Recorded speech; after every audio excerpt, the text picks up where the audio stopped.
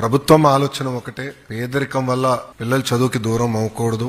Private పాఠశాలల్లో, junior కళాశాలలో ఎట్లయితే విద్య అందిస్తున్నారో దానికి ధీటుగా అందించాలని గౌరవ ముఖ్యమంత్రి గారు నన్ను హెచ్ఆర్డీ మినిస్టర్ చేసినప్పుడు చెప్తాం జరిగింది. సెక్రటేరియట్ లో కూర్చొని మేము అనేక నిర్ణయాలు తీసుకుంటాం, కానీ ఆ నిర్ణయాలు అమలు చేసేటప్పుడు మేము అందరం ఫీల్డ్కి వెళ్తాం. దాంట్లో ఒక నిర్ణయం గవర్నమెంట్ జూనియర్ కళాశాలలో మధ్యాహ్న భోజనం పథకం.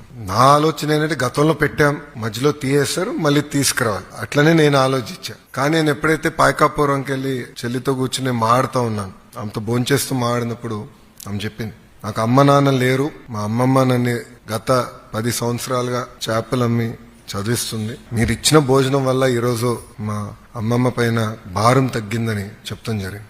ఇట్లా మీరందరూ కూడా మీ వెనకాల ఒక్కొక్క జర్నీ ఉంటుంది, ఒక స్టోరీ ఉంటుంది. కానీ ఈ రోజు మీరందరూ ఒక అచీవర్స్.